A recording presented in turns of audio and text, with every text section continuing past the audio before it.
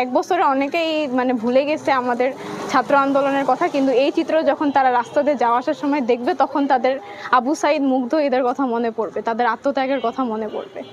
আসলে আমরা এটা হচ্ছে আমাদের যে গণঅভ্যুত্থান হলো কিছুদিন আগে জুলাইয়ের, তো সেটা স্মৃতিচারণের জন্য আমরা এই গ্রাফিক্সটা তুলে ধরছি।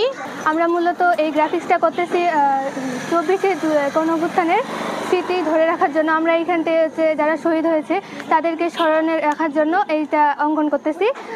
যারা শহীদ হয়েছে যেমন হচ্ছে মীর মুগ্ধ, আবু সাইদ, তাদেরকে হচ্ছে স্মৃতি হিসেবে ধরে রাখার জন্য আমরা মূলত এই গ্রাফিক্সটা করতেছি। জুলাই গণ অভ্যুত্থানের এই স্মৃতিকে ধারণ করবার জন্যই, এই স্মৃতিকে অম্লান রাখবার জন্যই আমাদের কলেজের যে দেওয়াল আছে, এই প্রধান ফটকের এই দেওয়ালে রাস্তার সাথে আমরা গণ অভ্যুত্থানে কিছু স্মৃতিকে ধরে রাখবার জন্য আমরা আমাদের এই গ্রাফিতি চিত্র অঙ্কন করছি।